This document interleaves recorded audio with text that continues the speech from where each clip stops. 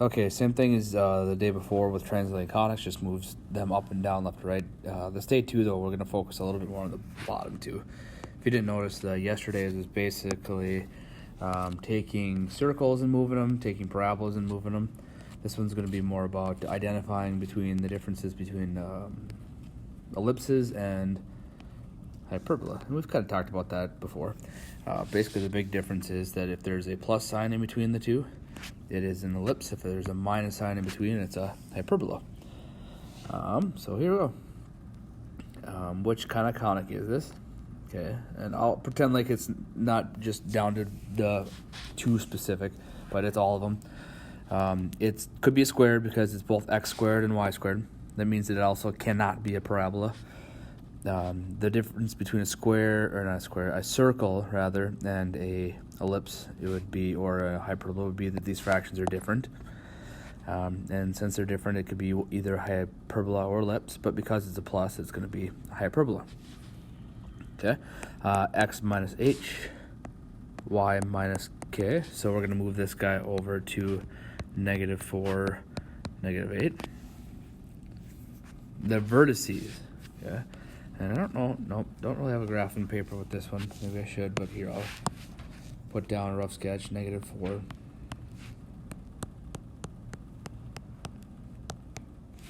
-8. Okay, your major axis is the one with the bigger value of the two. So since 225 is bigger than 144, this is your major axis. So I'm going to take the square root of 225, and I'm going to get 15. Okay, but my vertices aren't going to be at 0, 15. They're going to be 15 units away from this center. So since it's the x-axis, and I moved the x-axis down 8, so here's kind of like my new x and y-axis, I'm going to count over 15 this way. So in other words, -4 plus the 15, that's going to put me at 11, -8. And the -4 minus 15, it's going to put me at -19, -8. So those are my two vertices. My co-vertices are still going to go around that center, but they're going to be on the y-axis or up and down that new y-axis. And 144, the square root of that is 12. So I'm going to be at -4, but from -8, we're going to go down 11, so that's going to put me at -19. Or I'm going to go up 11, so that's going to put me at 3. Okay, we've got foci. Remember, it looks a lot like the quadratic formula, but it's a Pythagorean theorem, but it's not the Pythagorean theorem. A and B are the ones underneath there, so there's 225. Here's 144. And the reason why I left this blank is I'm just going to tell you that if this is plus, that's going to be the opposite. So 225 minus 114, that's going to give us, what, 81? Take the square root of that and get 9. Now that's just the value of C. Your foci are going to be on the same axis as your vertices. So something -8. From the center here at -4, we're going to go over 9. So -4 plus 9, that's going to be 5. -4 minus 9 is -13. And there you go. I know the numbers are a little bit excessive, but it's basically because 225 and 114 are nice perfect squares. And so is 81. Okay, we've got, because of the plus again, an ellipse. So center's at -1, 5. Again, remember it's x minus your h. So I'm going to go over to -1, 5. Okay, there's my center. 9 is bigger than 4. So I'm going to go on the y-axis. I'm going to go up 1, 2, 3.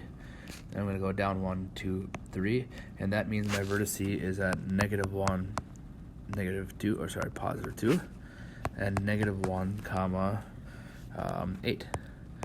You haven't noticed that wherever I get that A value, B value, I'm going to just add or subtract the two, either the x-axis or the y-axis, or the X variable or the Y variable. But the graph paper might help you get a better idea. So at the co-vertices, I've got 2 right here, so I'm going to go for my center, and I'm going to go to the right 2. So that puts me at 1 and up to 5. And I go over 2, so that's going to put me at negative 3, comma 5. And there's my ellipse, actually a pretty nicely drawn one. And I got to find my foci, so okay, it's going to be a squared, 9 minus 4 c squared. Now it's the square root of 5. Okay, again, a squared minus b squared equals c squared. Now, we're not going to come across a lot of these, but since it's on the major axis is going to be the y-ish kind of axis, I'm going to take negative 1 and I'm going to take 5 plus that square root of 5. But if you have a calculator, go right ahead. You can find the decimal version of that. That works. And negative 1, 5 minus the square root of 5. So there you go. There's an ellipse that's got translated up 5 units, and it got moved over to the right one. Or sorry, left 1. Okay, now what kind of conic is this? This one is a hyperbola, okay, because of that minus right there. Okay, the center is at, 5, 9. This is your major axis, and I don't have graph paper, so I'll make some little stuff here. There's 5, 1, 2, 3, 4, 5, 6, 7, 8, 9. There's kind of my new axis. Okay, my vertices are going to be 12. That's going to be fairly big, but that's okay. On this, like, here axis, it's no longer the x-axis, but we moved it up 9, so it's in there. Yeah, up 9, so it's about right there. And what I'm going to do with that 12, and without actually counting them out on the graph paper, I'm going to go from my vertex, and I am going to subtract 12, and I'm going to add 12 to get me those vertices on that side. Okay, so the x number is going to change. So 5 minus 12, negative 7, 9. 5 plus 12, 17, comma 9.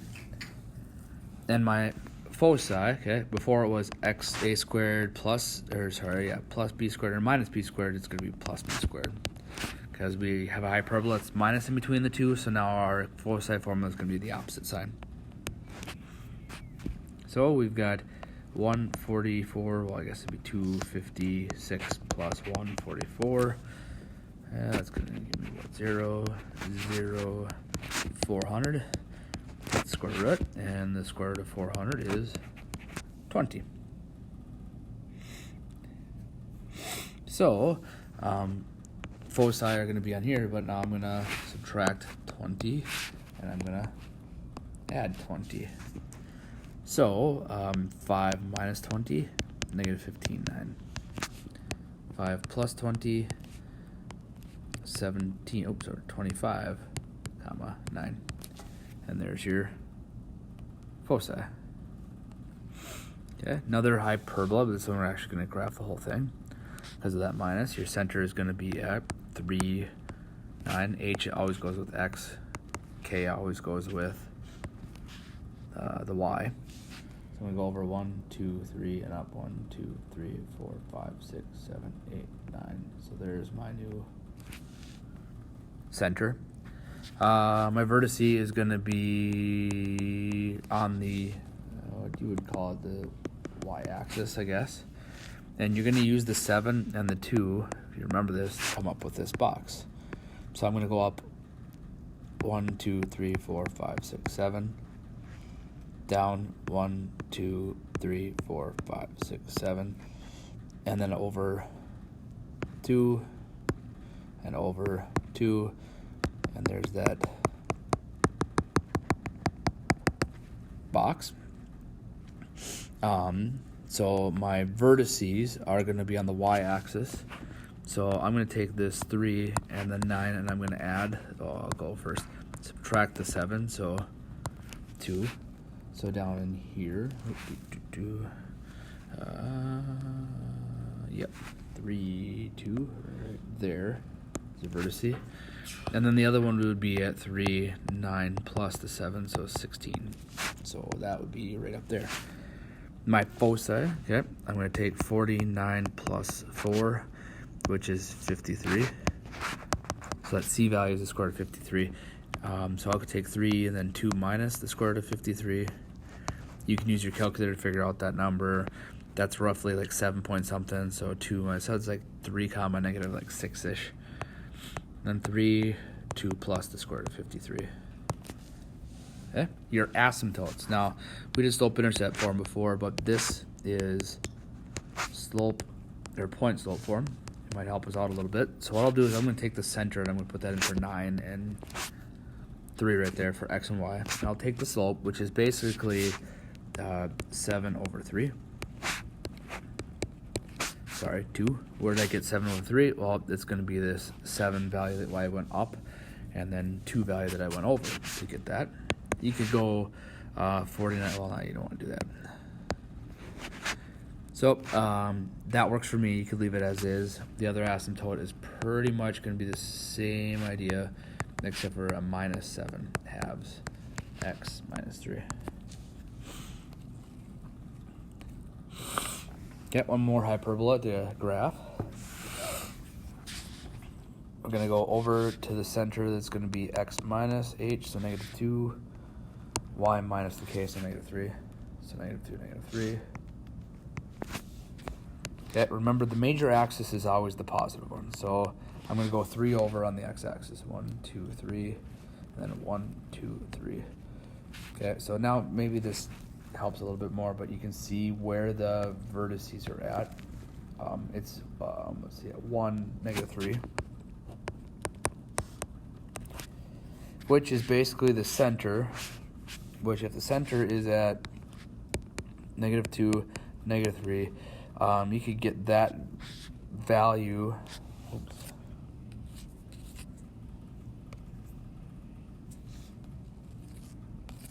Let's get this pulled up.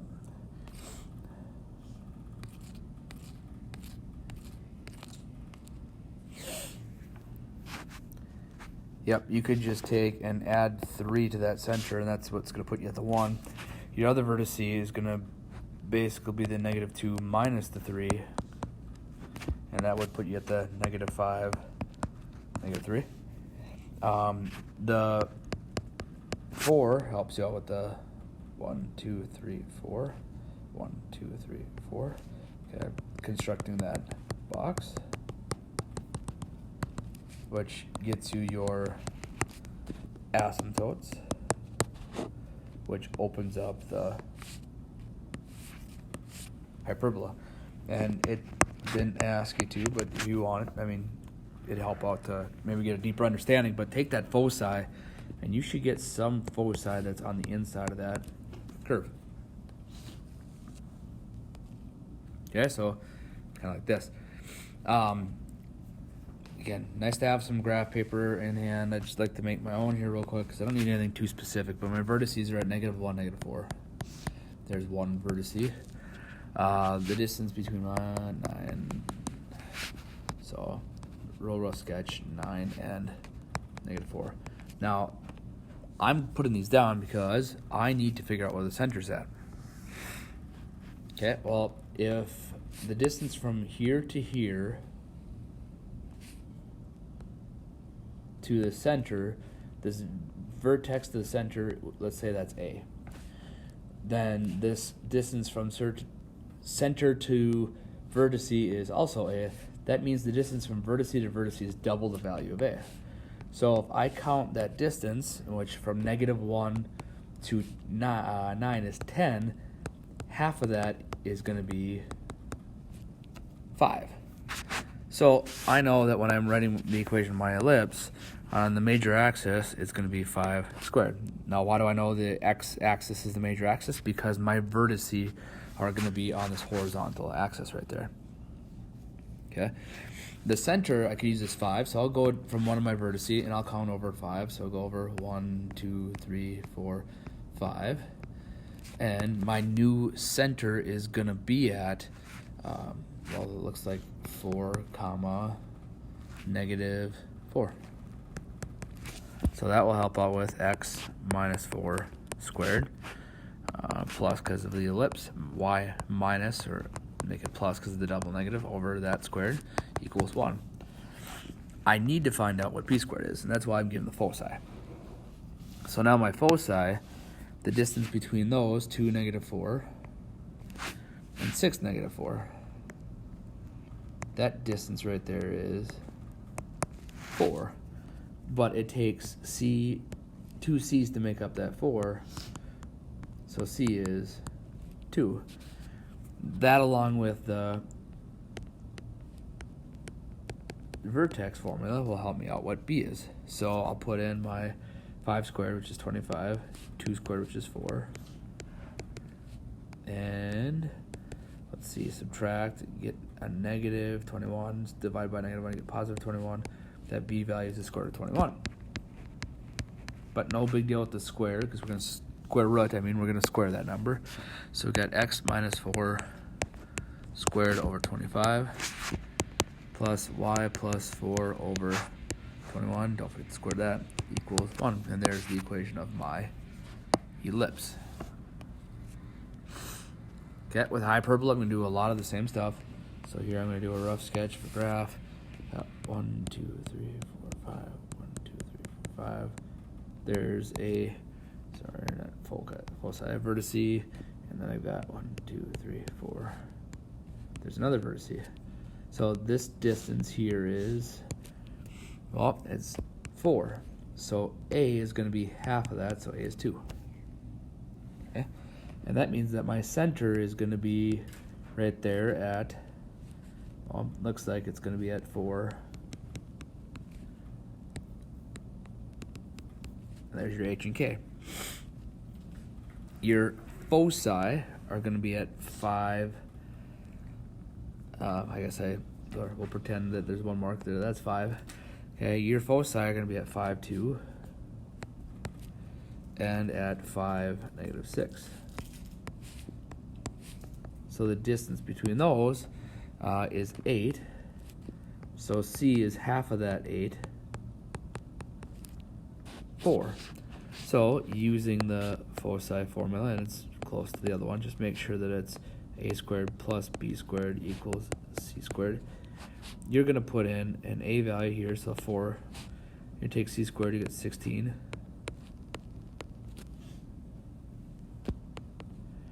Subtract 4, and get b squared is equal to 12.